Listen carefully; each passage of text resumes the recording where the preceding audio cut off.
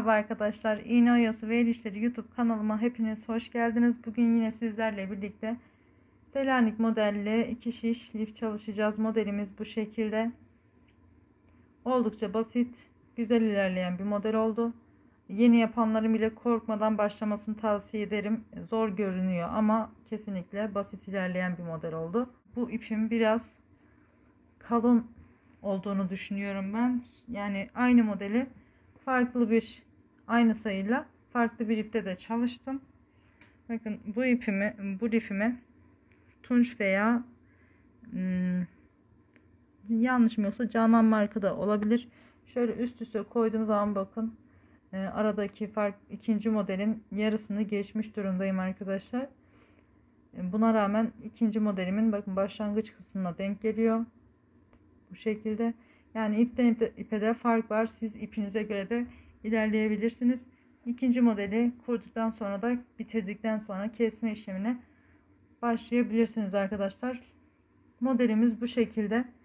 Dediğim gibi özellikle bunu videonun başında belirtmek istedim. Ona göre kendinize yön verin. Eğer daha yani 5 tane şu baklava desenimizden oluşmasını istiyorsanız da şu alt kısmı başladığımız yerde arkadaşlar bu lifimizi 15 tane ajurumuz oluncaya kadar arttırdık. 15'ten sonra modelimizi kapatmaya başladık.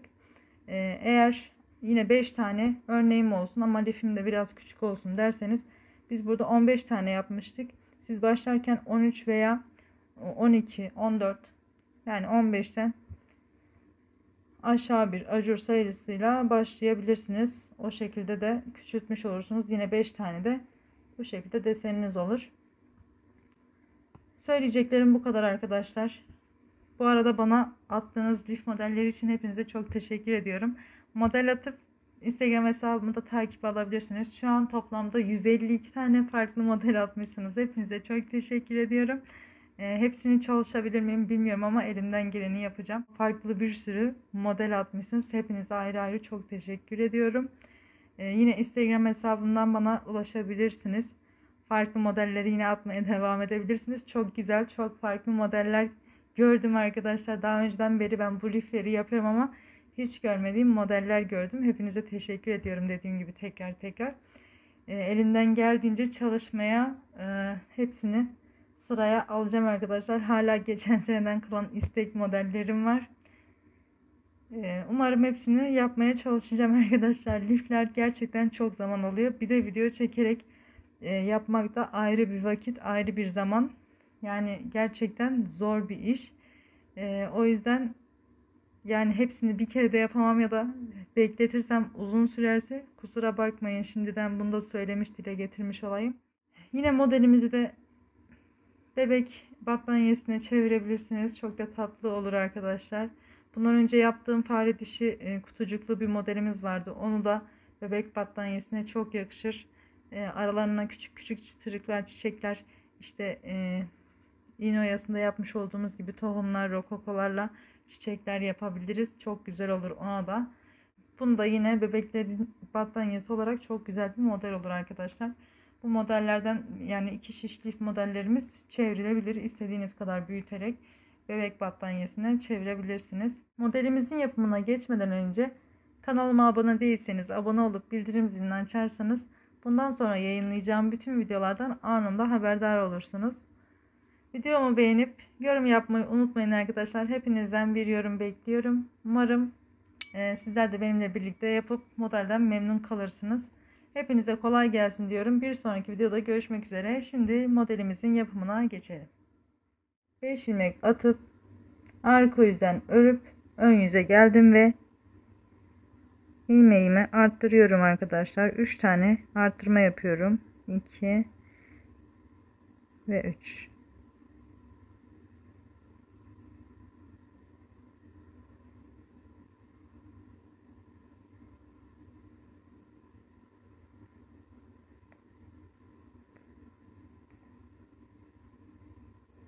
Üç ilmek arttırdım. 2 ilmek de 5 ilmeğimden ördüm arkadaşlar. Şu an 5 ilmek sağ şişimde doluyorum. 1 ilmek örüyorum. Tekrar dolayıp 2 ilmeğimi örüyorum. Lifimize 1 ilmekle başlamış olduk. Arka yüzü çevirdim. Buradan da yine 3 ilmek arttırarak kenar modelimi 5 ilmeğe tamamlıyorum ve örüyorum. 1 2 3 4 ve 5. Doladığım ilmeği örüyorum. Orta kısımdaki bir ilmeğimi ördüm. Tekrar doladığım ilmeği ördüm. Yine kenar modelimin 5 ilmeğini örüyorum.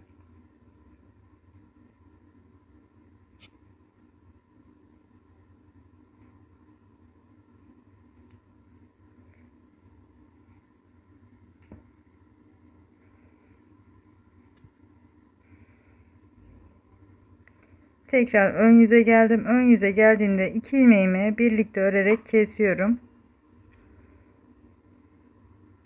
2 3 ve 4. Kenar modelime bir eksiltme yaparak 4'e düşürdüm, doluyorum. 3 ilmeğim oldu orta kısımda. 1 2 3. Tekrar dolamamı yapıp bu taraftaki kenar modelim 5 ilmek, 5 ilmeğimi örüyorum.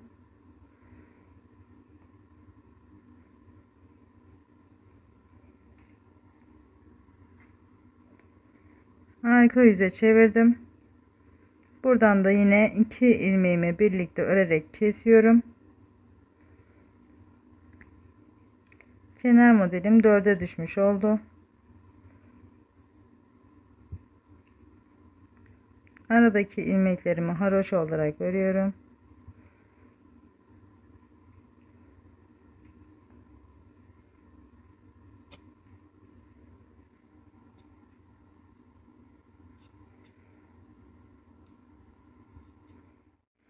Tekrar ön yüze geçtim ve kenar modelim yine 2 ilmeğini birlikte örerek eksiltiyorum. Kenar modelim 3'e düşmüş oluyor. Doladım. Aradaki ilmeklerimi örüyorum. 2 3 4 ve 5. Tekrar doladım. Kenar modelimin sol kısımdaki modeli 4 ilmek. 4 ilmeğimi ördüm. Arka yüze geçiyorum.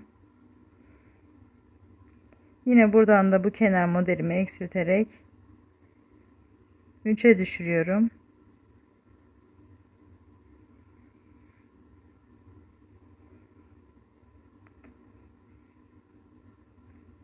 Aradaki ilmeklerimi haroşa olarak örüyorum.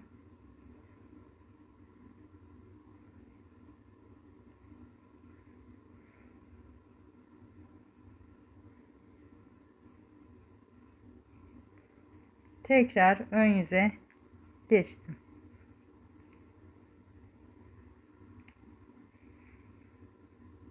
Kenar modelim 3'e düşmüştü. Yine 2 ilmeği birlikte örerek eksiltiyorum. 2'ye düştü kenar modelimin ilmekleri. Doluyorum. Aradaki ilmeklerimi örüyorum.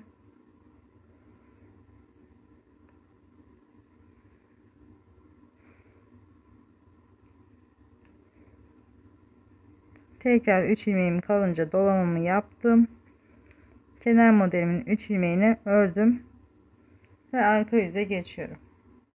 Arka yüzden bu kenar modelimin de 2 ilmeğini birlikte örerek 2'ye düşürüyorum ve bütün ilmeklerimi haroşa olarak örüp ön yüze geçiyorum.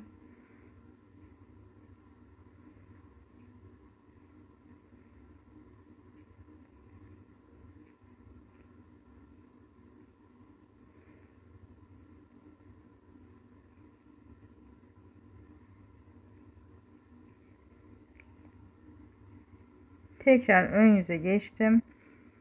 Bakın kenar modelimiz bu şekilde. Şimdi 2'ye düşen kenar modelimi 5'e tamamlıyorum tekrar.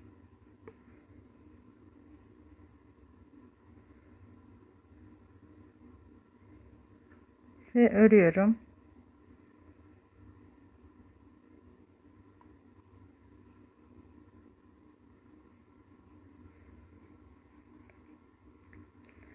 Kenar modelimin 5 ilmeği oldu, doluyorum Ve aradaki ilmeklerimi diğer kenar modelime kadar haroşa olarak örüyorum.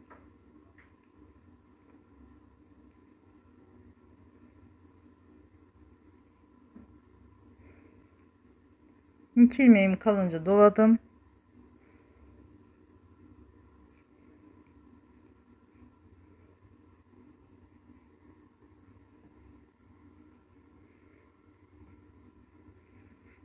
Arka yüze geçtim ve yine buradan da kenar modelimi 5'e tamamlıyorum.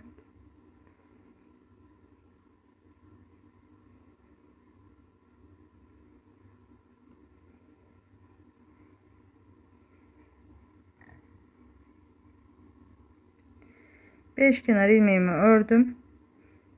Aradaki ilmeklerimi haroşa olarak örüp ön yüze geçiyorum.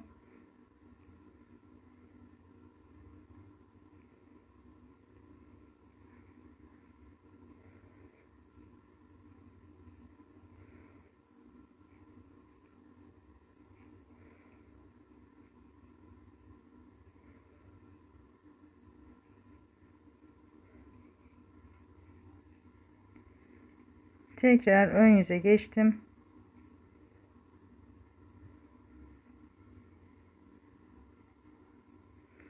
Yine 5 ilmeğim var kenar modelimin. 2 ilmeğini birlikte keserek örüyorum.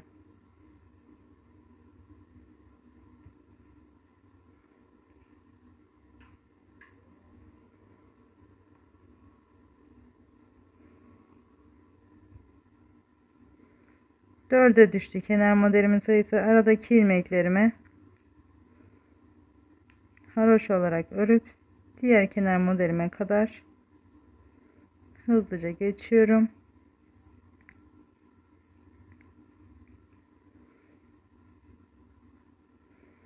Beş ilmeğim kalınca dolamamı yapıp kenar modelimin 5 ilmeğini örüyorum.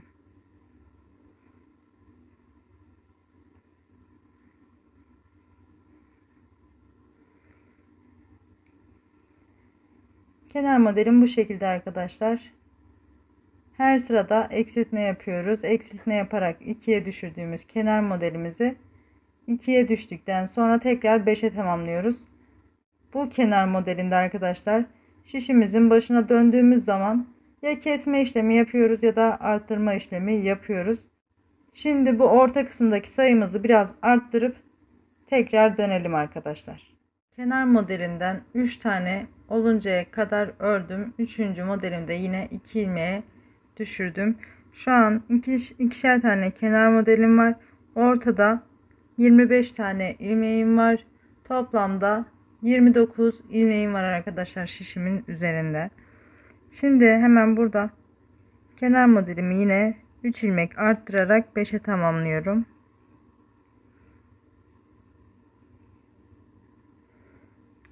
Örerek devam ediyorum.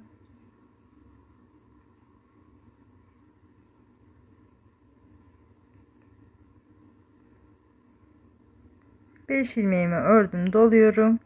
1 2 3 4 5 6 7 8 9 10 11 ve 12 ilmek ördüm. 12 ilmek ördüm, doluyorum ve 2 ilmeği birlikte örerek kesiyorum.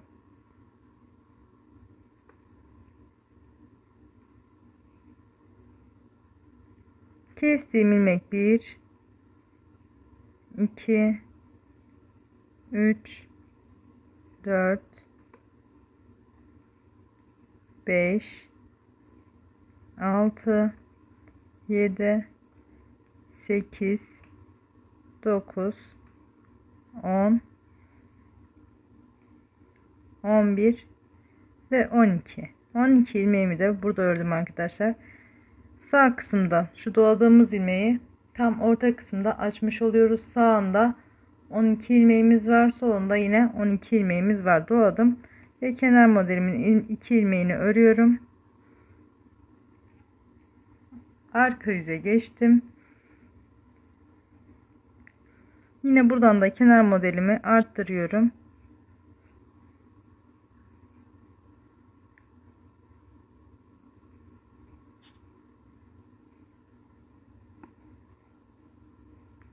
Örerek devam ediyorum.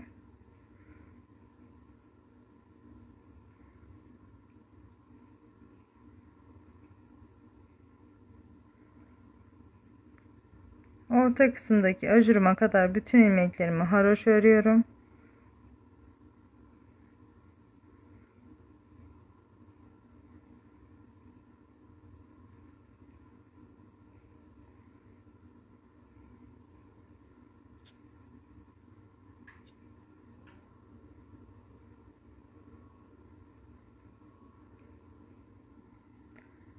Ajuruma geldim arkadaşlar. Doladığım ilmeği arka yüzden ters örüyorum.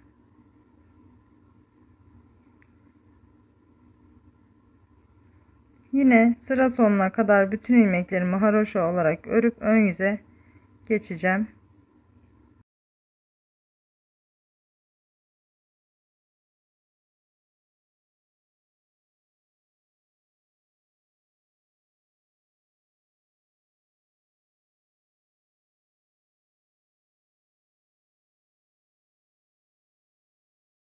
Ön yüze geçtim ve 2 ilmeğimi birlikte örerek kenar modelimin sayısını 4'e düşürüyorum. Doladım. Doladığım ilmekten sonra 2, 3, 4, 5, 6, 7, 8, 9, 10, 11 ilmek ördüm. Sıradaki 2 ilmeği birlikte örerek kesiyorum. 12. Bu kenar kısımda 12 ilmeğim oldu arkadaşlar. Doluyorum. Ortadaki bir ilmeğimi düz örüyorum. Tekrar doluyorum ve 2 ilmeği birlikte örerek kesiyorum. Yine burada da bakın kestiğim ilmekle birlikte 2, 3, 4, 5, 6, 7, 8, 9, 10, 11 ve 12 ilmeğim oldu. Doluyorum. Kenar modelimin 5 ilmeğini örüyorum.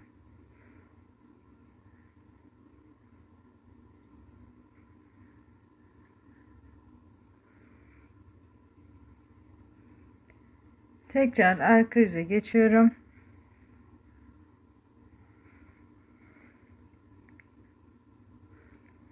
Arka yüzden de yine kenar modelimin 2 ilmeğini birlikte örerek kesiyorum.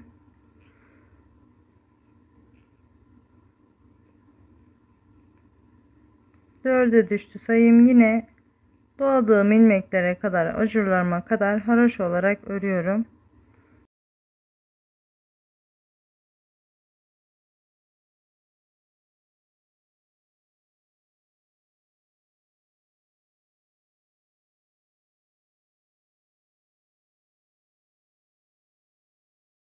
Ajuruma gelince arkadaşlar, bu ajurumu düz örüyorum. Ortadaki ilmeğimi ters örüyorum. Tekrar ajurumu düz örüyorum. Yine kalan ilmeklerim haroşa,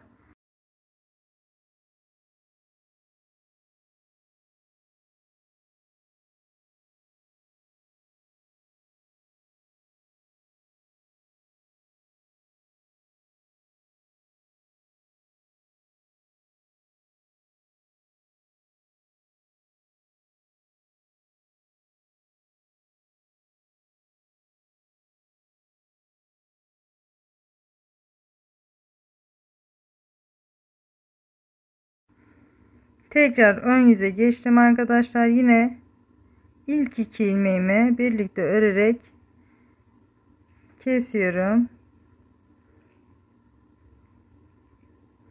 Kenar modelim 3'e düştü. Doluyorum. Yine 12 ilmek öreceğim. 1, 2, 3, 4, 5, 6, 7, 8, 9, 10, 11, 2 ilmeğimi birlikte örerek kesiyorum.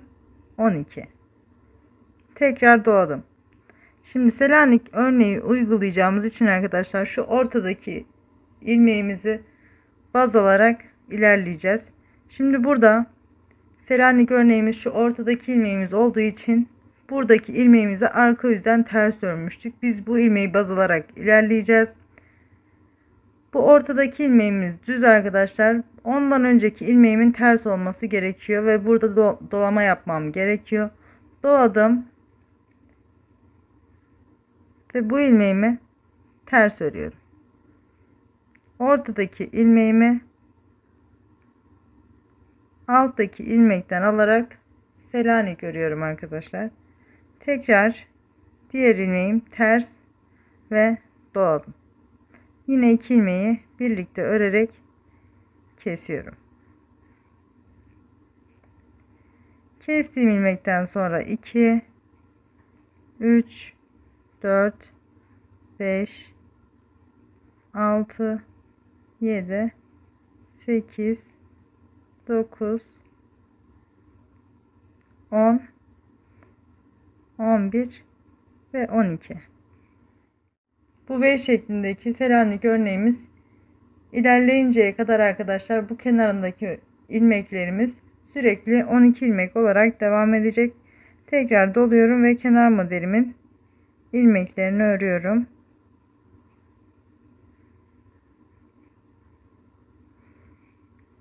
Arka yüze geçtim.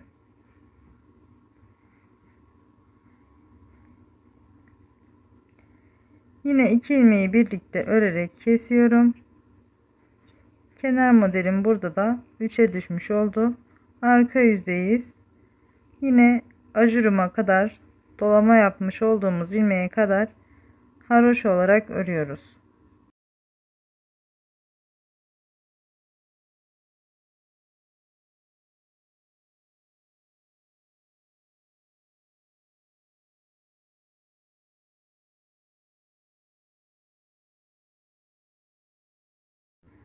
Ajuruma geldim arkadaşlar. Arka yüze bakın. Bu doladığımız ilmekten önceki ilmeğimiz düz. Ortadaki ilmeğimizi arka yüzden ters ördüğümüz için sadece öndeki yani şu ajurlarımıza geldiğimiz zaman bir önceki ilmeğe göre ilerliyoruz arkadaşlar. Buradaki ilmeğim düz. Bu ajurumu ters örüyorum. Sıradaki alttaki ilmeğe batarak Selanik, sıradaki ters, sıradaki tekrar alttaki ilmeğe batarak düz, ajurumu yine ters örüyorum arkadaşlar. Yine kalan ilmeklerim haroşa ön yüze geçince devam edelim.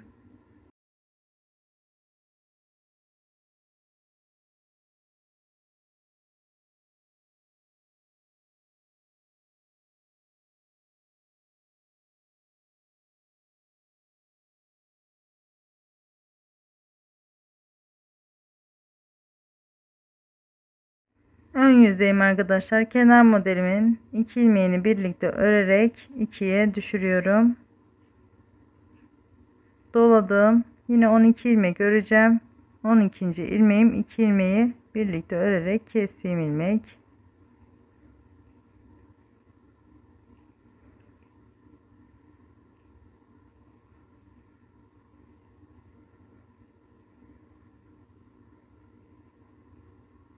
Evet, ajurumdan önceki 2 ilmeği birlikte örüp kesiyorum.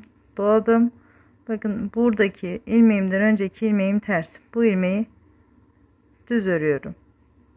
Sıradaki ters, sıradaki alttaki ilmeğe batarak düz, sıradaki ters, bu ilmeğimi yine düz örüyorum arkadaşlar.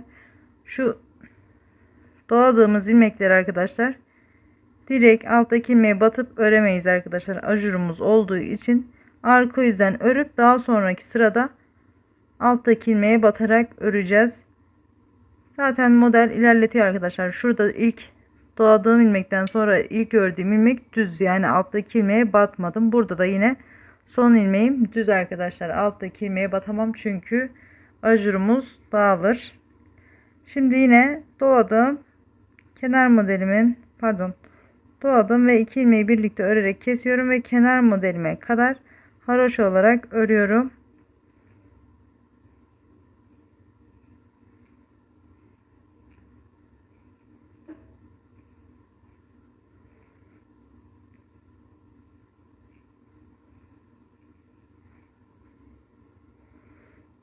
Kenar modelime geldim, doluyorum.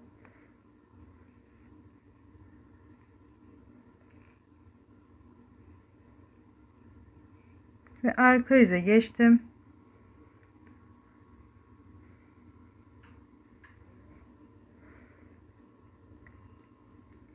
Arka yüzden de kenar modelimin ilmeklerini eksilterek ikiye düşürdüm. Yine doladığım ilmeği ördüm. Bütün ilmeklerimi haroşa örüyorum. Selanik örneğimden önceki şuradaki ajuruma gelinceye kadar haroşa olarak örüyorum arkadaşlar.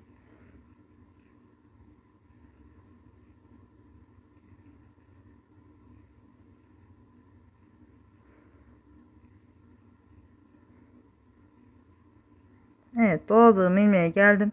Bakın, doladığım ilmekten önceki ilmeğim ters. Bu doladığım ilmeği düz örüyorum. Sonraki ters. Buradakini alttaki ilmeğe batarak Selanik örüyorum. Sıradaki ters. Tekrar alttaki ilmeğe batarak düz. Sıradaki ters. Doladığım ilmek yine düz. Yine kalan ilmeklerim haroşa.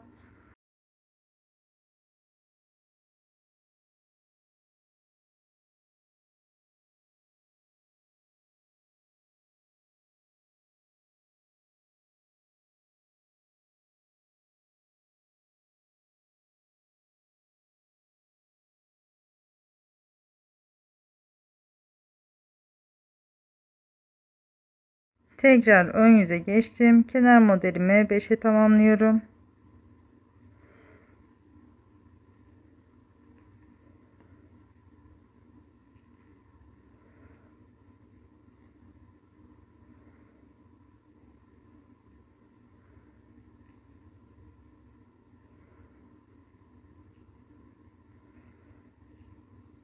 Doladım ve yine 12 ilmek görüyorum.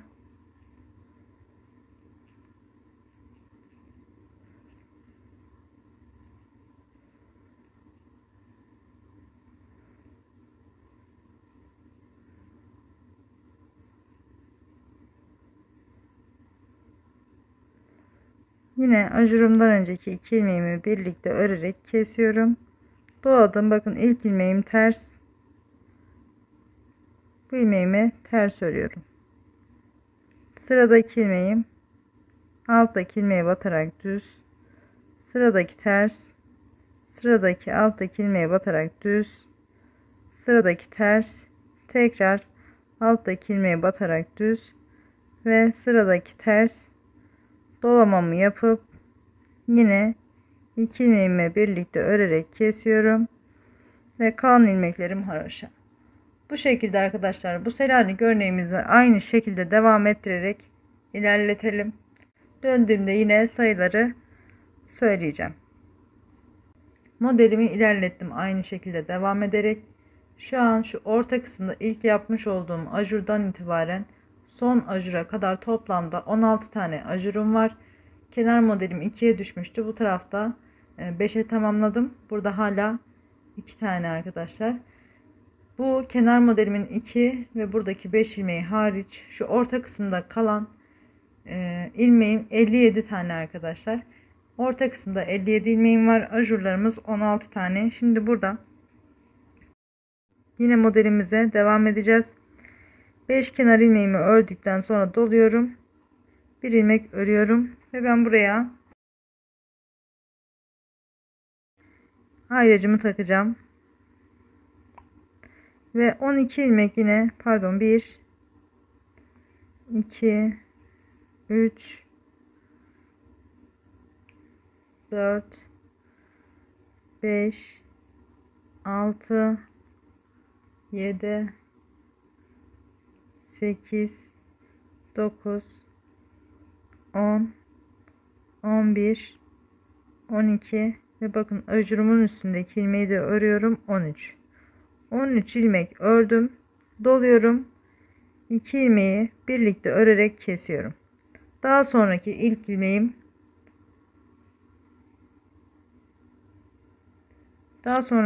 ilmeğim Selanik arkadaşlar. Alttaki ilmeği batarak düz olarak örüyorum. Sıradaki ilmeğim ters. Tekrar Selanik, ters, tekrar Selanik, ters. Hemen hızlıca geçeceğim arkadaşlar son kısma kadar. Aradaki modellerimizi aynı şekilde devam ettiriyoruz.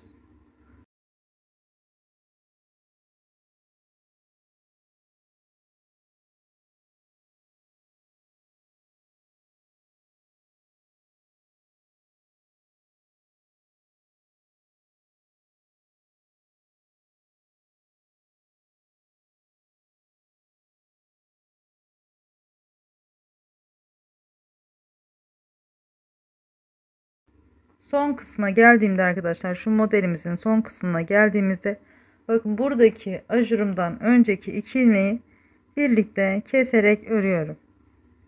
Doluyorum ve yine 13 ilmek öreceğim.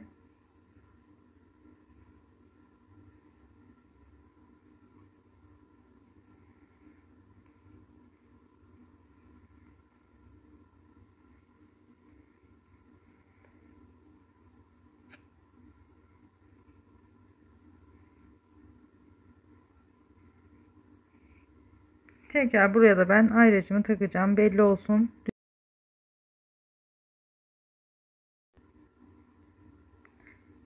Doluyorum. 2 tane kenar modelim vardı. 2 kenar ilmeğimi örüyorum.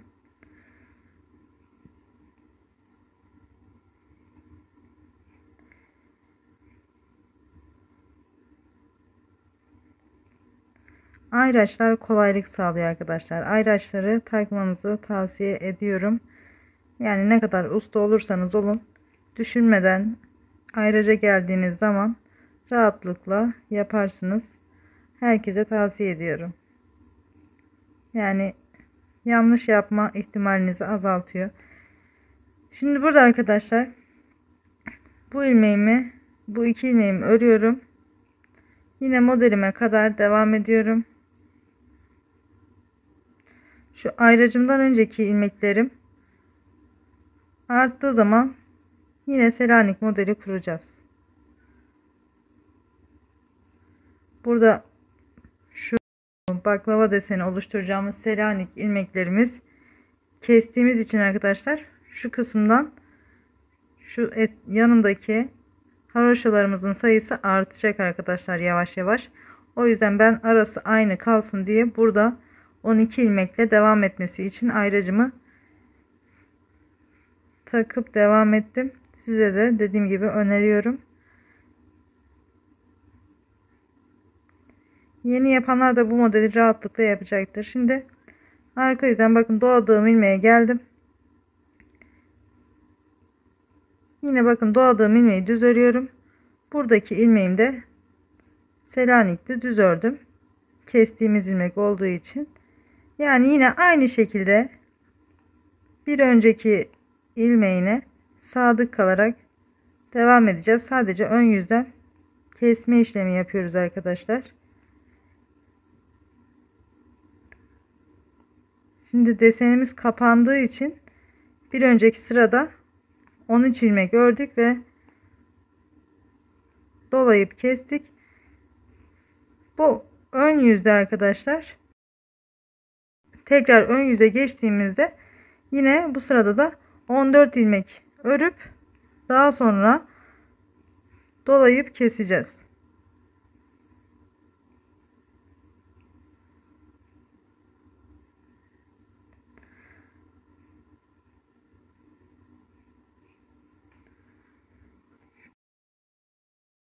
Modelimi ilmeklerinin geldiği gibi ördüm arkadaşlar. Bakın şu son 2 ilmeğimi de yine doladığım ilmek ve önceki ilmeği düz olarak ördüm.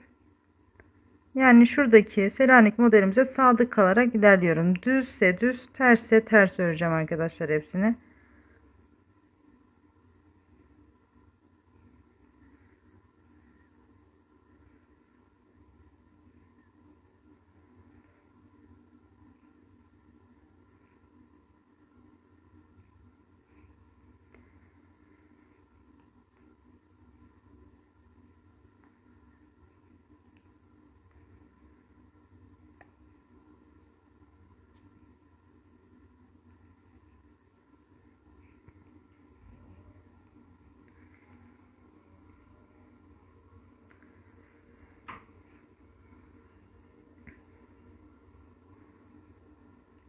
Tekrar ön yüze geçtim.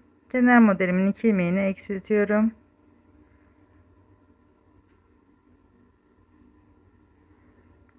Dörde düştü sayım, dolamamı yapıp 2 ilmeğim var.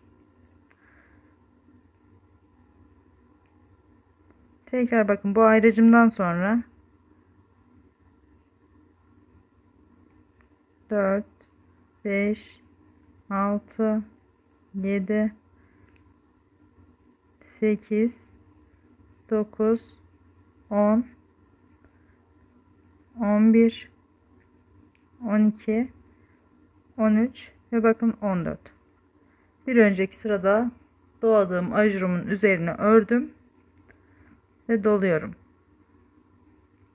Bir sonraki ön yüzde 15 ilmek örüp dolayıp keseceğiz arkadaşlar.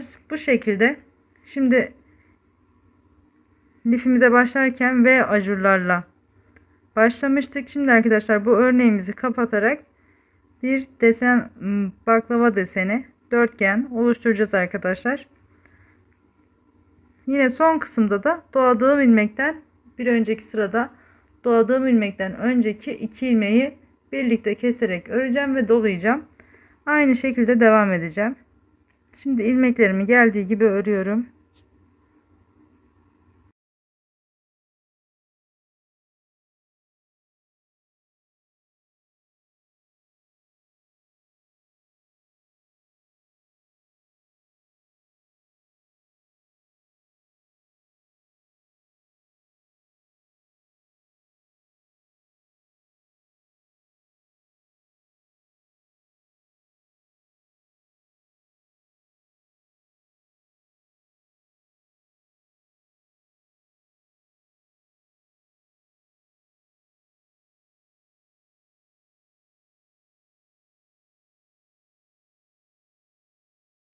Doladığım ilmekten önceki 2 ilmeğe geldim arkadaşlar. Bu 2 ilmeği birlikte örerek kesiyorum, doluyorum ve daha sonra yine 14 ilmek öreceğim. Doladığım ilmekten sonra ayracım var zaten belli.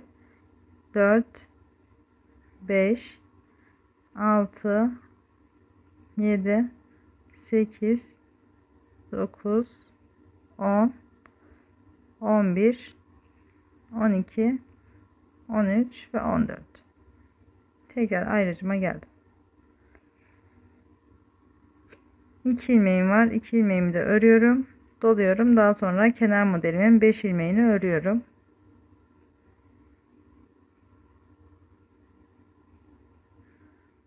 Orta kısımdaki Selanik desenimiz arkadaşlar, üzerini kapatarak üçgen bir şekilde kapatacağız ve baklava deseni oluşturacağız arkadaşlar. Şimdi arka yüze geçiyorum.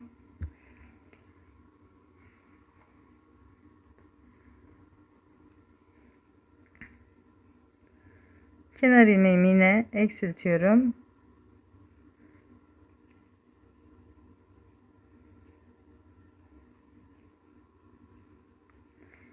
Bakın burada 3 ilmeğim oldu arkadaşlar. Bu 3 ilmeğimin doladığım ilmekle birlikte 3 oluyor. İlk ilmeğimi düz ördüm. Yani doladığım ilmeği düz ördüm. İkincisini ters örüyorum. Sonraki ilmeğimi yine düz örüyorum. Buraya Selanik örneği uyguluyoruz. Daha sonra yine modelime kadar devam ediyorum. 14 tane haroşam vardı.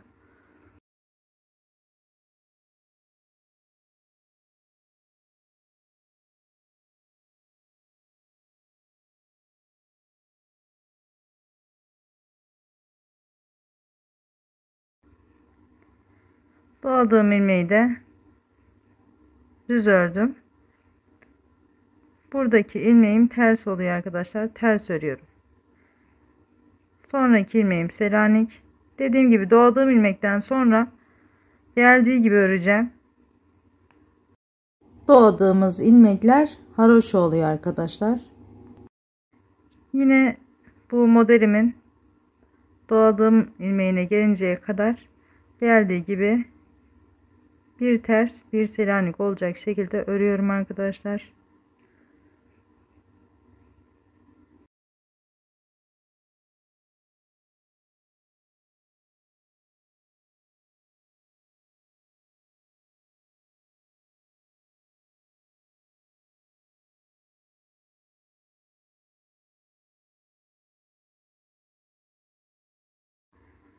Bakın doladığım ilmekten önceki ilmeği de ters ördüm. Daha sonra doladığım ilmeği örüyorum. Yine ayrıcıma kadar olan bütün ilmeklerimi haroşa olarak örüyorum.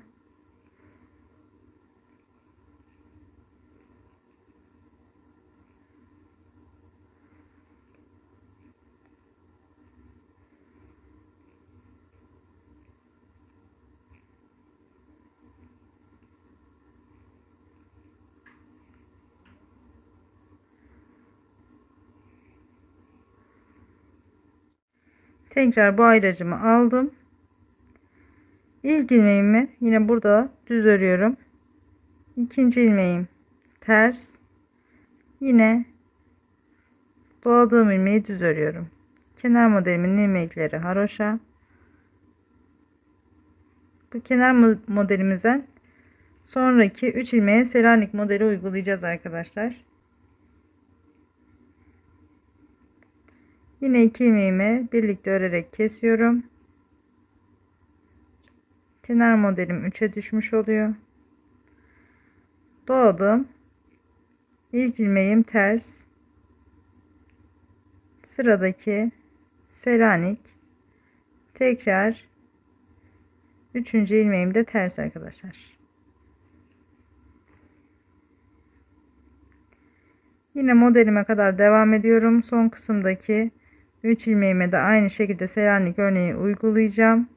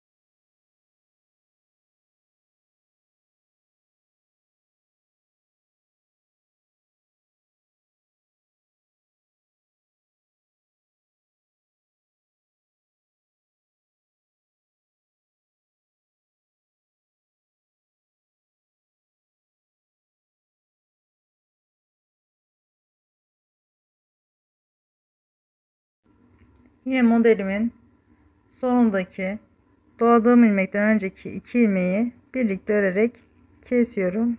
Dolayıp yine son kısımdaki ayracıma kadar haroşa örüyorum.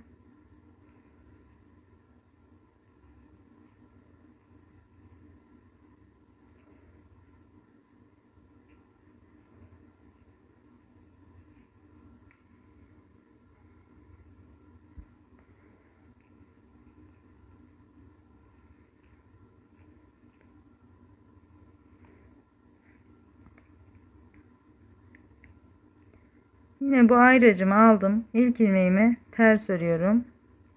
İkinci ilmeğim Selanik alttaki ilmeğe batarak düz. Tekrar sonraki ilmeğim ters. Yine dolayıp kenar modelimin 4 ilmeğini örüyorum.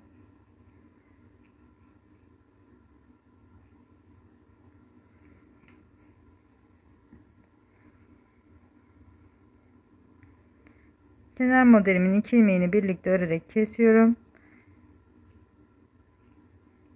3 ilmeğim oldu. Doladığım ilmeği örüyorum ve buraya da ayracımı takıp bu 3 ilmeğin yerini belirliyorum arkadaşlar. Bu ilmeği burada düz örüyorum. Bir sonraki sırada Selanik olarak öreceğim arkadaşlar. Şu an alttaki dolamamız bozulacağı için örmüyorum. Orta kısımdaki bir ilmeğimi ters örüyorum. Sıradaki ilmeğim Selanik arkadaşlar. Daha sonra yine modelime kadar olan ilmeklerim haroşa.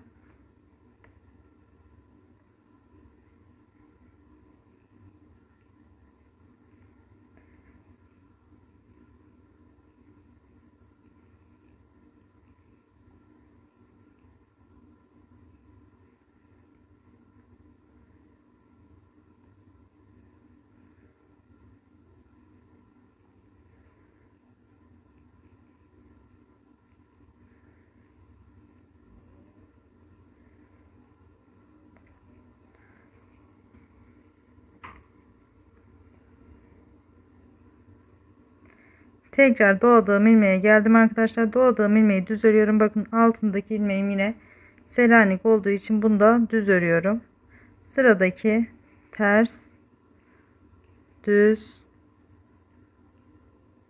ters, Selanik arkadaşlar. Düz dediğim ilmeklerimiz Selanik. Bu şekilde arkadaşlar devam edeceğim modelime.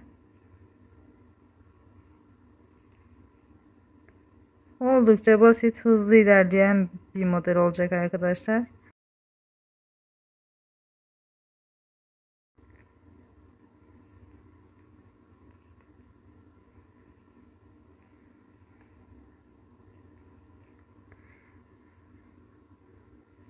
Bakın doladığım ilmekten önceki ilmeği yine Selanik olduğu için düz ördüm. Doladığım ilmeği de düz ördüm.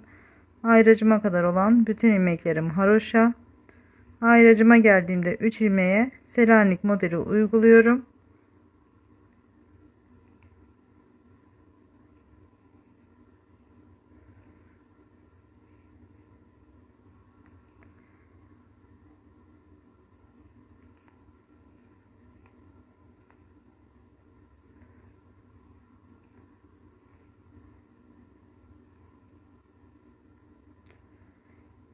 İlk ilmeğimi alttaki ilmeğe batarak düz örüyorum. Sıradaki ilmeğim ters. Buradaki ilmeğimi düz örüyorum. Şuraya da ayracımı takacağım.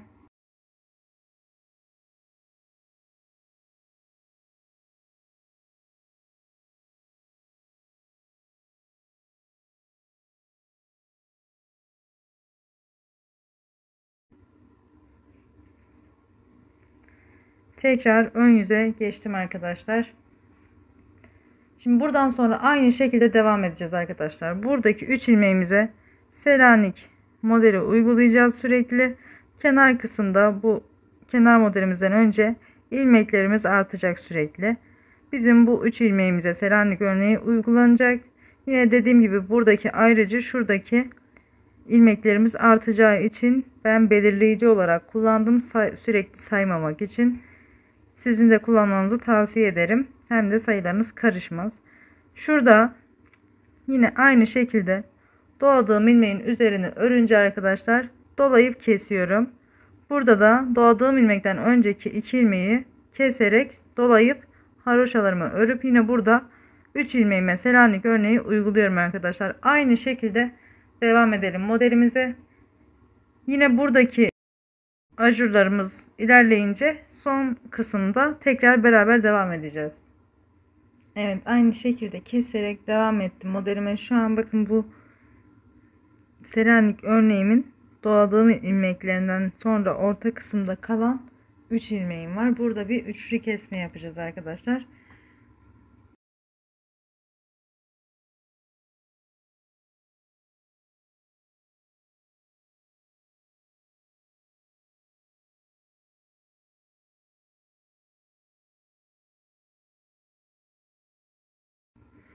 İki ilmeğimi birlikte örerek kestim. Kenar modelimi 4'e düşürüyorum.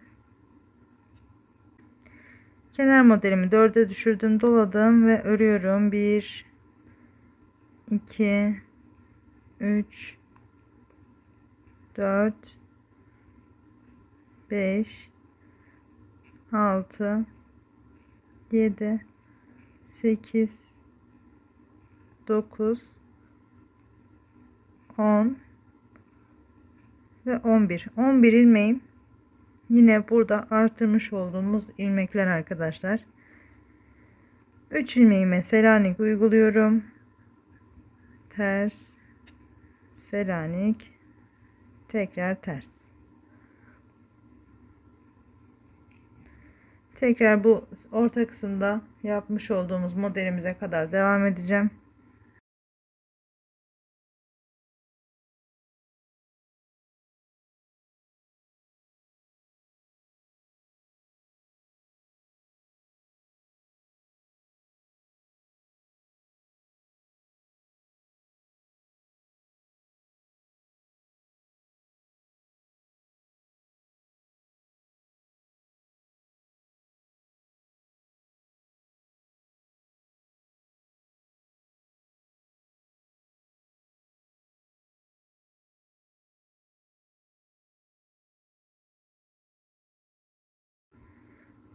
Bu alt kısımda doladığım ilmeğin üzerine kadar şu ayracımdan sonra 26 ilmeğim var arkadaşlar.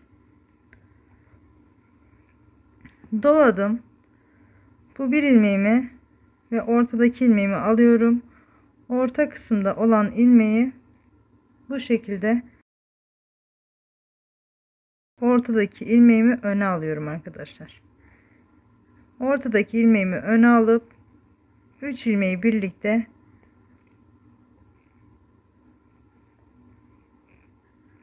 kesiyorum. Tekrar dolayıp yine Selanik modelime kadar örüyorum arkadaşlar. Arka yüze geçince birlikte devam edelim.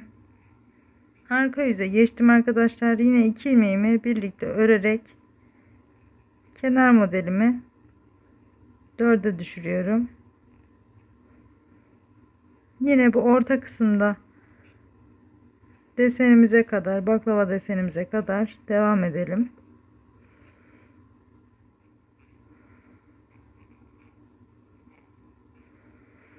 Evet arkadaşlar, orta kısımdaki desenimin son sırasına geldim. Şimdi burada ortadaki ilmeğimizi yine ön yüzde düz düşmesi için ters öreceğimiz için arkadaşlar doladığım ilmeği düz örüyorum. Ortadaki bir ilmeğimi ters örüyorum. Yine bu doladığım ilmeği de düz örüyorum. Doladığım ilmeğin ilki düz, ortadaki ters. Tekrar doladığım ilmek yine düz arkadaşlar. Kalan ilmeklerimi haroşa öreceğim. Tekrar ön yüze geçince devam edelim. Ön yüze geçtim arkadaşlar. Kenar modelimi eksilttim. 3'e düştü. Doladım. Ve bakın şu şekilde.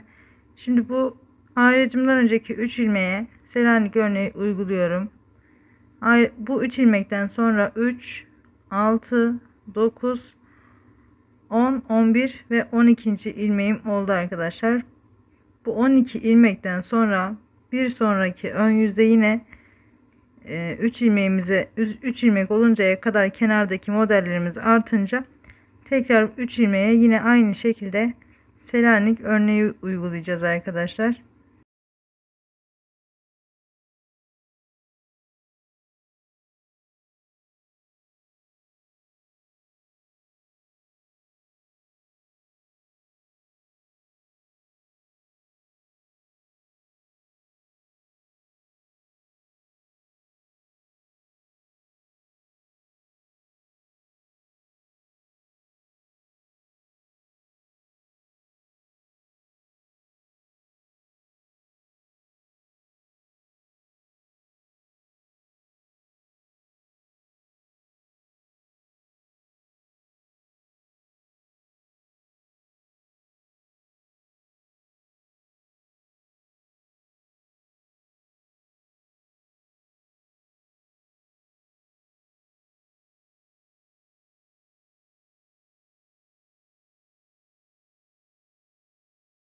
Evet arkadaşlar, yine bakın bu ortadaki kısma geldim. Şimdi biz birinci modelimizi bitirmiş olduk. Burada alt kısımda Şurada bir ajurumuz daha vardı ama burada biz hemen ikinci modelimizi açacağımız için üst kısmı kapatmadık. Genişleteceğiz. Şimdi şu ajurumdan önceki 2 ilmeği yine birlikte örerek kesiyorum. Doladım ve ters ördüm. Ortadaki ilmeğimi Selanik örüyorum. Sıradaki ilmeğimi yine ters örüp 2 ilmeği birlikte örerek kesiyorum ve ikinci modelimizin başlangıcını yapmış olduk arkadaşlar. Yine aynı şekilde aradaki haroşalarımızı örüp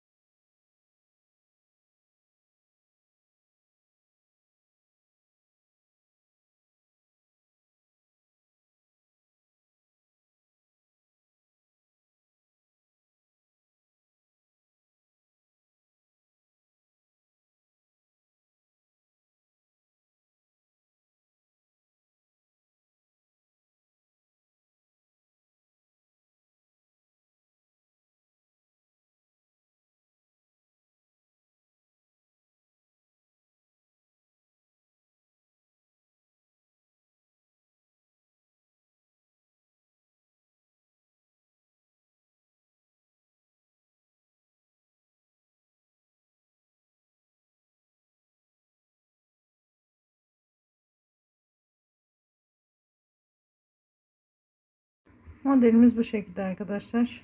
Bu kısım arka kısmı, şurası da ön kısmı. Selanik örneğini biliyorsunuz arkadaşlar, çift taraflı olduğu için çok da güzel duracak arkadaşlar bu model. Şimdi arka yüzden de örüp tekrar ön yüze gelince beraber devam edelim. Tekrar ön yüze geldim arkadaşlar. Yine bu orta kısımdaki desenime kadar ördüm. Ajurumdan önceki 2 ilmeği birlikte örerek kesiyorum.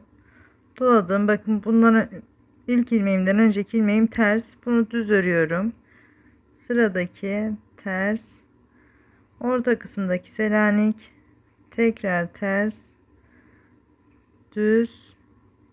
Doladım. Ve 2 ilmeği birlikte örerek kesiyorum. Tekrar yine sıra sonuna kadar örüp arka yüzde birlikte devam edelim. Arka yüze geçtim arkadaşlar. Kenar modelim burada da 2'ye düştü. Burada bakın yine 12 ilmekten sonraki şurada 2 ilmeğim var. 2 ilmeğime Selanik örneğini uygulamaya başlayacağım bu sırada. Ön yüze geçince yine 3. ilmeğim de eklenmiş olacak doladığım ilmekle birlikte. Şimdi buradaki doladığım ilmeği ters örüyorum. Bu ilmeğimi düz örüyorum arkadaşlar. Buraya yine ayracımı takacağım arkadaşlar. Yine bu aradaki 12 ilmeğimi haroşa örüp diğer Selanik örneğimi de aynı şekilde yapacağım.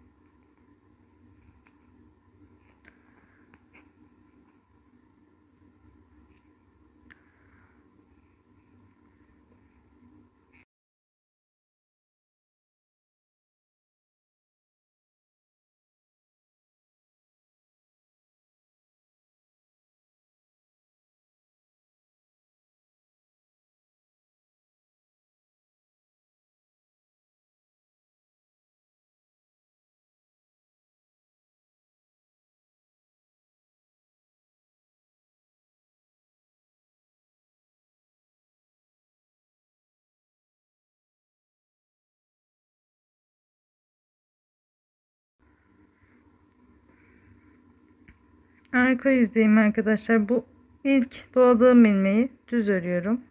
Sonraki ilmeği ters örüyorum.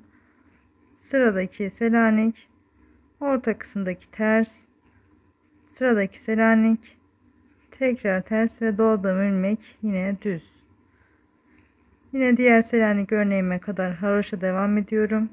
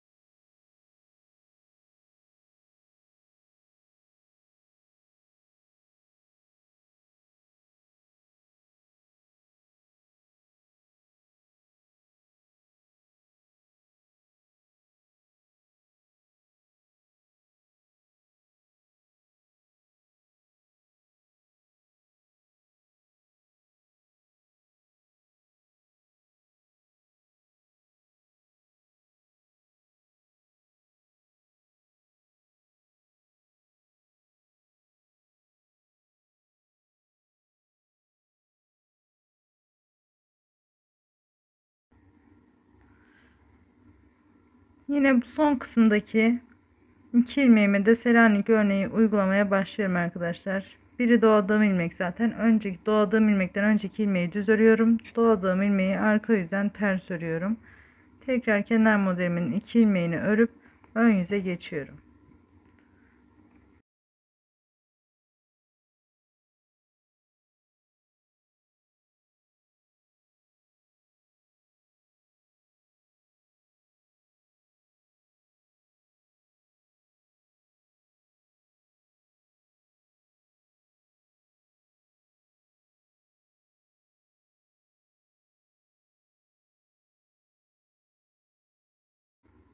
Beş kenar ilmeğimi ördüm arkadaşlar. Doluyorum. Düz ördüm. Ters örüyorum. Tekrar yine Selanik örneğime kadar haroşa örüyorum. Yine ajurumdan önceki 2 ilmeğe geldim arkadaşlar. Bu 2 ilmeği birlikte örerek kesiyorum. Doladım ve ilk ilmeğim ters.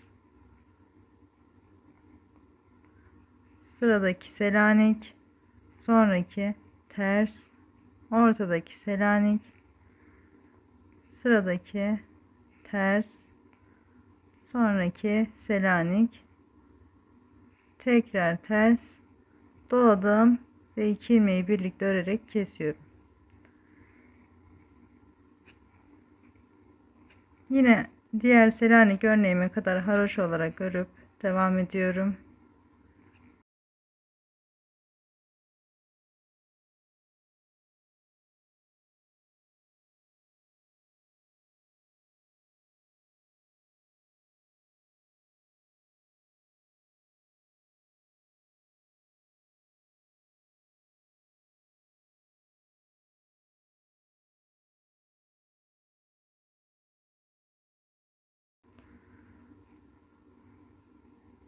Ters, düz, ters.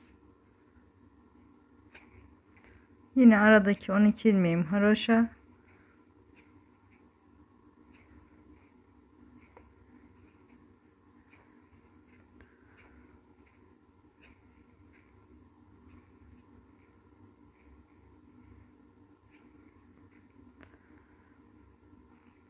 Kenar modelinden önceki 2 ilmeğime yine Selanik modeli uyguluyorum.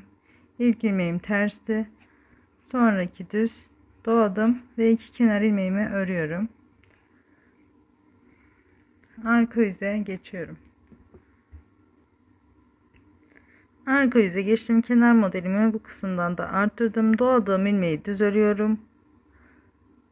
Sıradaki ilmeğim ters. Sonraki Selanik arkadaşlar. Yine diğer Selanik modelimize kadar devam ediyoruz. Bu köşe kısımdan da yine ikinci bir Selanik örneği açmış olduk. Yine o Selanik örneğinden yani şuradaki 5 kenar ilmeğimizden sonraki bu Selanik 3 tane Selanik örneğimizin kenar kısmından ilmeklerimiz artacak. Tekrar 12 ilmek artınca yine 3 ilmeğe Selanik modeli kuracağız arkadaşlar. Aynı şekilde sürekli bu şekilde kenar kısımda 3 ilmekle Selanik modeli uygulayacağız. Sizler isterseniz 5 ilmekle de ya da 7 ilmek, 9 ilmek Selanik örneğinizi ne kadar daha büyük istiyorsanız o şekilde uygulayabilirsiniz. Ben 2 tane olsun istedim.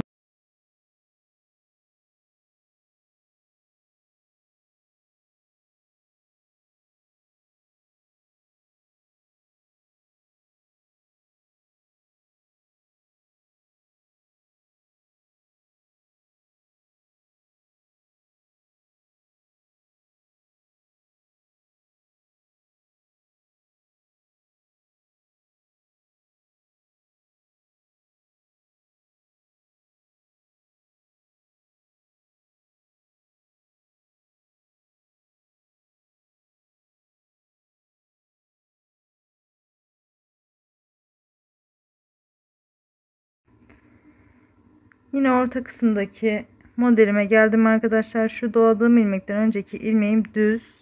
Bu doladığım ilmeği ters örüyorum. Sonrakini düz örüyorum. Tekrar ters, Selanik, ters, Selanik, ters.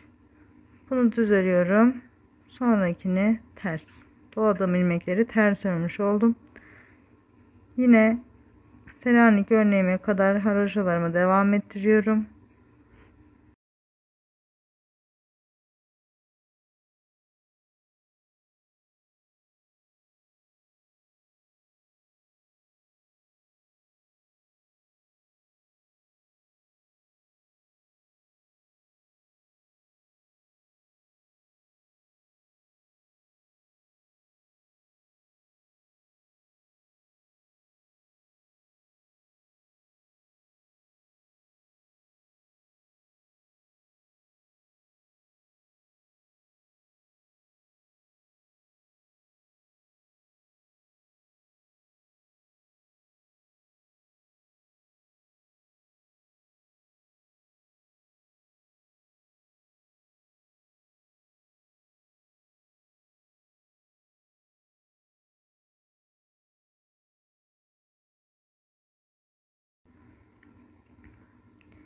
Yine bu kenar kısımdaki Selanik örneğime geldim arkadaşlar. İlk ilmeğimi Selanik olarak örüyorum. Sıradaki ilmeğim ters, doladığım ilmeği düz örüyorum ve kenar kısımdaki 5 ilmeğimi örüyorum. Modelimiz bu kadar arkadaşlar. Bundan sonra aynı işlemleri tekrar ettiriyoruz.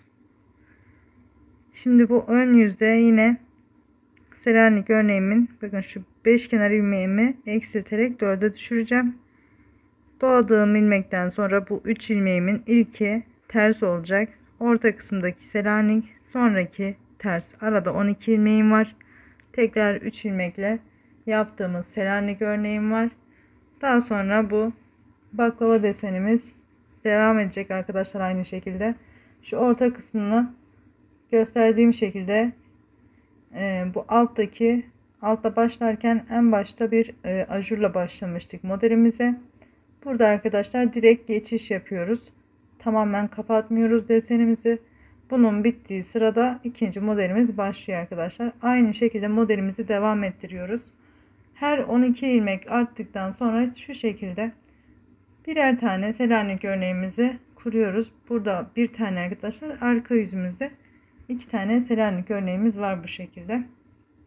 Modelimiz aynı şekilde devam edecek. Artık buradan sonra lifimi istediğim kısma kadar, yani lifin büyüklüğünü istediğim kısma kadar getireceğim. Sizler de aynı şekilde lifinizi büyütmek istediğiniz uzunluğa kadar, ene kadar getirip daha sonra kesme işlemine birlikte devam edeceğiz arkadaşlar. Videoyu yine oldukça uzun, detaylı yapmaya çalıştım. Umarım anlaşılır olmuştur.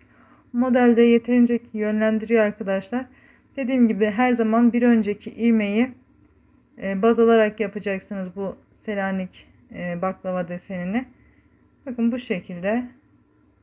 Şurada biraz karıştırmalar olabilir ama yani en garanti çözüm, doladığınız ilmeği bir sıra arka yüzden ördükten sonra tekrar ön yüzde de örüp daha sonra Selanik örneğine geçebilirsiniz. Sadece düz ve terslerinize dikkat ederseniz yine sıkıntı olmaz arkadaşlar modelinizde.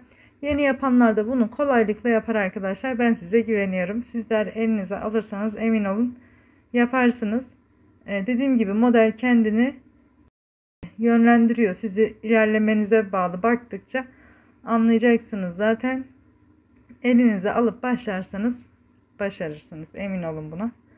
Yani bir şaşırırsınız, iki şaşırırsınız. Üçüncüye mutlaka başarırsınız. Yapamayan arkadaşlarıma da moral olsun, motivasyon olsun. Emin olun ki yaparsınız. Basit bir model, sadece zor görünüyor. Başlayın. Başladıktan sonra devamı geliyor. Emin olun. Dediğim gibi şimdi lifimizi yarısına gelinceye kadar aynı şekilde devam ettirelim. Daha sonra kesme işleminde yine birlikte devam edeceğiz. Lifimi devam ettirdim. İkinci modelimi bitirdim. Üçüncü modelimin de yarısına kadar geldim arkadaşlar.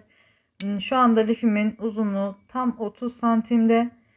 lifimizin bir kenar uzunluğu 30 santime denk gelecek arkadaşlar. Şunu söylemeyi atlamışım videonun önceki kısmında. Şurada arkadaşlar buradaki modelimizi bitirdikten sonra bakın şu alttaki ilk yapmış olduğumuz ajur burada olmadığı için şurada 15 tane ajurumuz olunca kesmeye başlıyoruz. Yani şu modelimizi alttaki ajuru örüp daha sonra dolayıp kesmeye başlıyoruz. Desenimizi kapatırken 15 tane ajurumuz olacak. 16. ajurda kesmeye başlıyoruz arkadaşlar. Buradaki ilk ajurumuzdan dolayı 15 tane ajurumuz var aslında şu modelimizin bir kenarında. Bu şekilde. Şimdi dediğim gibi ikinci modelimi bitirdim. Üçüncü modelimde şu an bakın şuradan itibaren iki modelimizin kesiştiği ajurumuzu birinci ajur olarak sayıyoruz.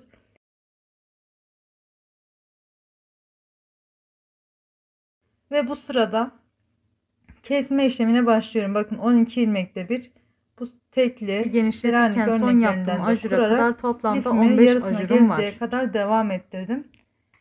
Dediğim gibi burada kesme işlemine başlıyoruz. Lifimiz buradan sonra daha kolay bir şekilde ilerleyecek.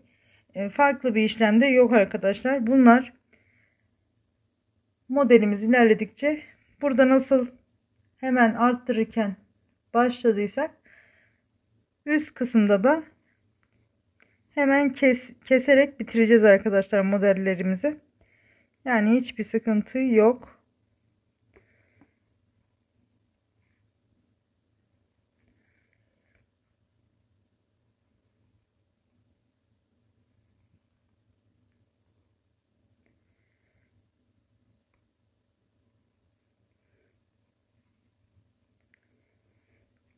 Evet, 5 kenar ilmeğimi ördüm, doluyorum.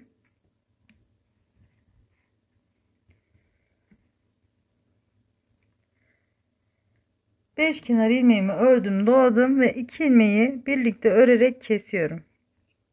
Kestim ilmek 1 2 3 4 5 6 7 8 3 ilmeğim Selanik modelimin ilmeği arkadaşlar. Dediğim gibi bu sıradan sonra kesme işlemine başlıyoruz.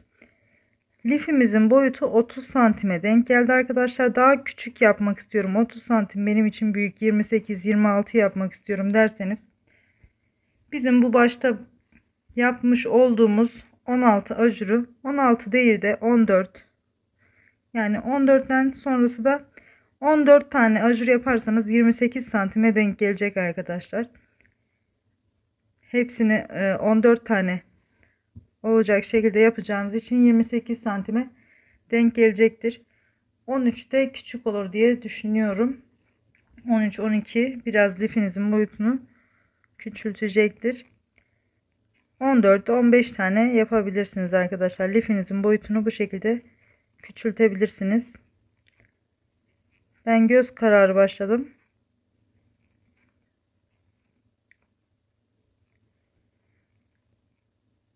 Bu şekilde buradaki bu üçüncü modelimizin tam yarısından itibaren kesme işlemine başlıyoruz. Şimdi orta kısımda olan baklava desenimizin de kapanış sırasındayız. Yani yarısına kadar büyüttüğümüz kısma kadar tamamen büyüttük. Şimdi modelimizi kapatırken aynı anda lifimizi de kapatmaya başlıyoruz. Buradan sonrasında ekstra bir işlem yok arkadaşlar. Sadece kenar kısımda bu tekli Selanik örneklerimiz var. Selanik örneklerimizin de bir modelini keserken son sırasını gösteririm arkadaşlar, ama oldukça basit bir işlem.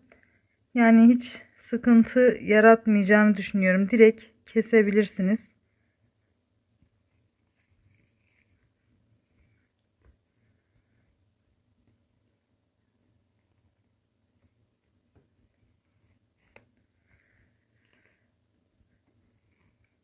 Şimdi şu orta kısımdaki desenime kadar ilerleyeceğim.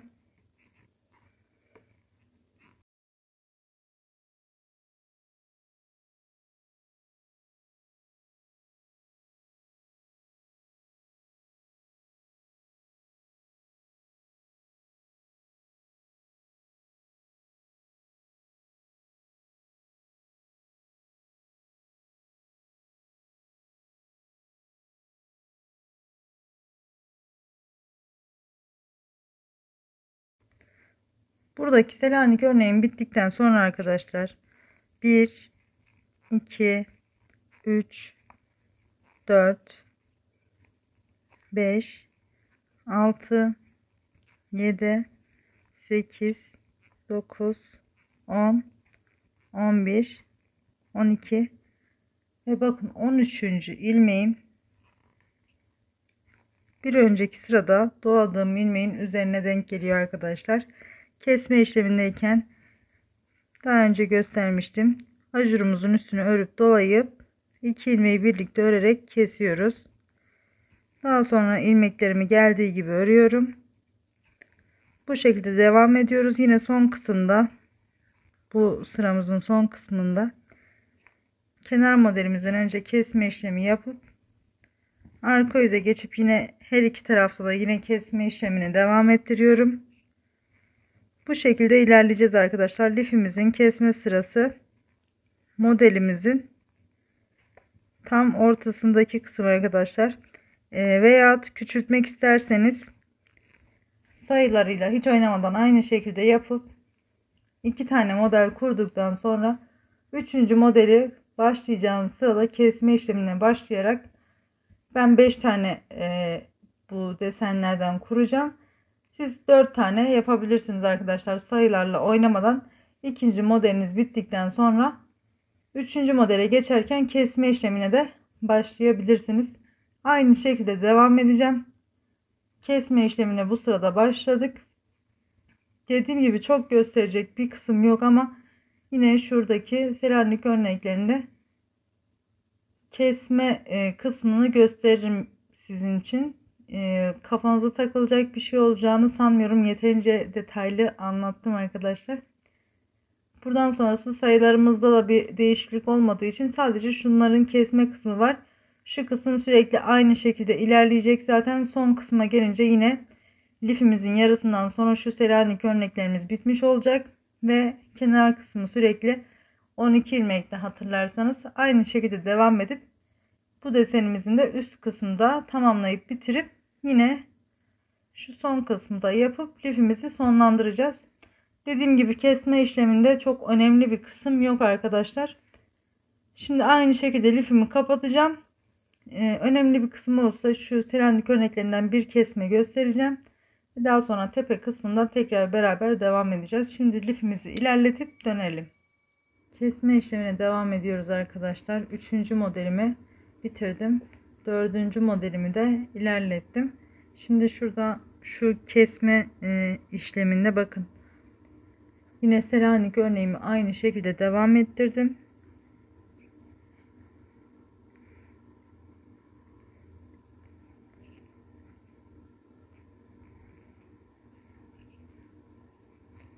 Kenar modelimi eksilterek 2'ye düşürüyorum. Doladım. Ve bakın burada 3 ilmeğim Selanik örneğimin ilmeği, 2 ilmeği birlikte örerek kesiyorum.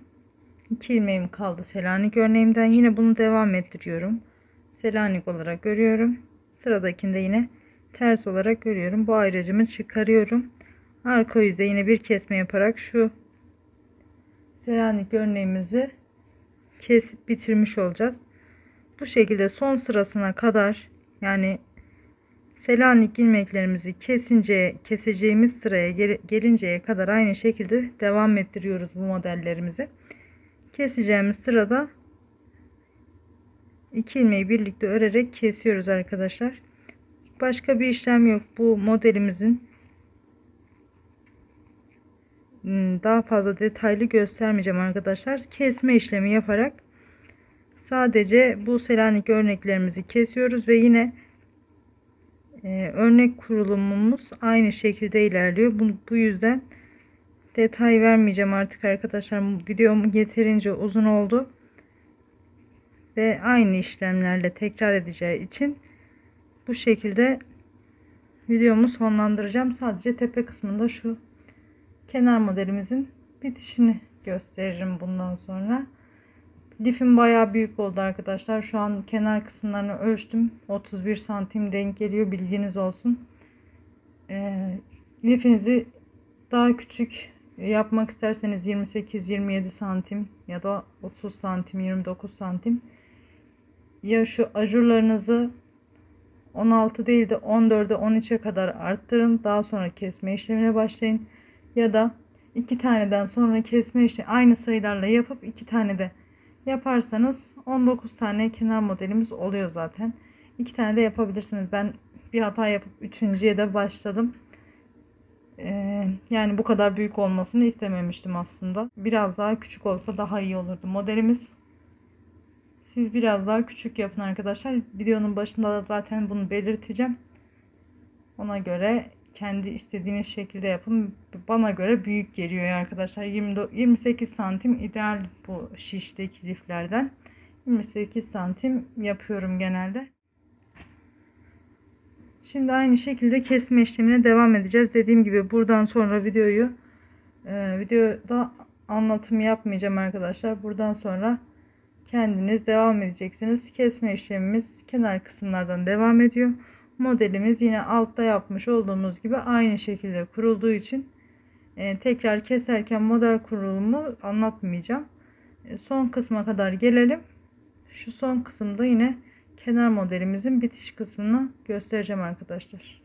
Evet arkadaşlar, son modelimin tepe kısmındayım. Burada alt kısımda yapmış olduğumuz gibi yine modelimizin ilk sırasındaki şuradaki ilk ajuru yapacağız arkadaşlar. Şimdi burada şu bakın orta kısımdaki ilmeğim ve önceki doladığım ilmeği ikisini birlikte örerek kesiyorum. Daha sonra dolayıp kalan ilmeklerimi örüyorum. Bu son ajurumuzu da yapıyoruz. Yine lifimizi azaltıp geri gelelim arkadaşlar. Bu son ajurumuzu da göstermek istedim. Bakın tepe kısmına gelecek olan ajurumu da göstermek istedim.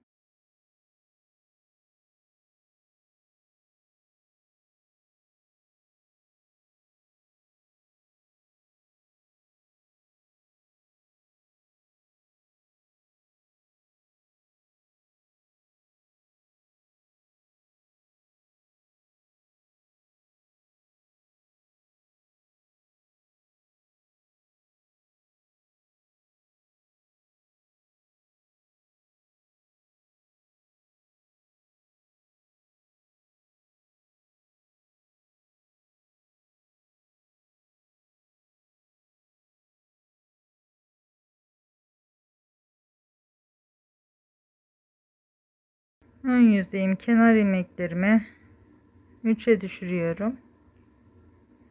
Son bitirme kısmındayım. 3'e düşürdüm, doladım. 2 ilmeği birlikte örerek kesiyorum.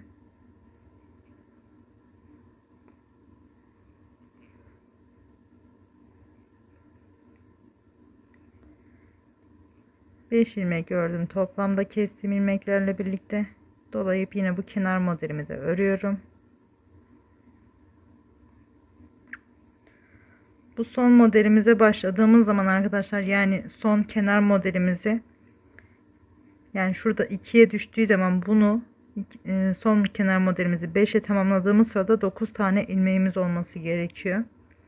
9 ilmekle başlıyoruz bitirme kısmındaki son kenar modelimize.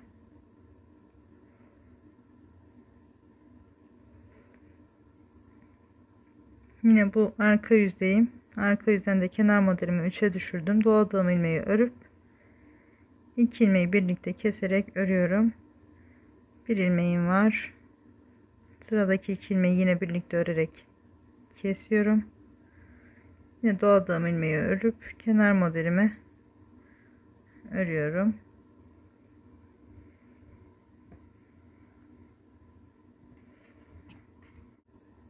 Kenar modelimin 2 ilmeğini birlikte örerek kesiyorum ve sayım 2'ye düşmüş oluyor.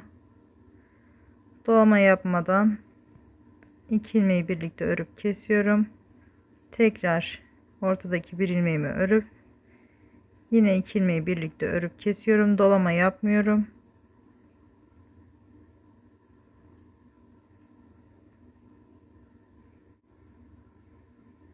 arka yüze geçip bu kenar modelimi de eksilterek 2'ye düşürdüm. Daha sonra yine burada üçlü kesme yapıyorum. Bakın 2 kenar modelimin ilmeği kaldı. Ortadaki 3 ilmeğimi birlikte örerek kesiyorum. 2 ilmeğimi de örüp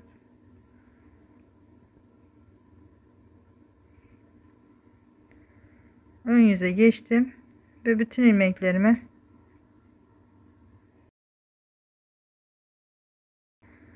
tığ yardımıyla keseceğim.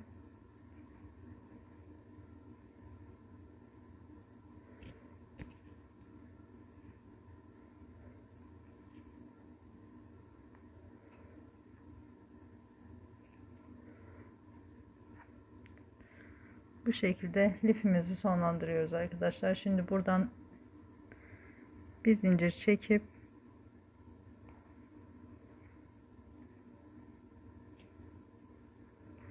şu şekilde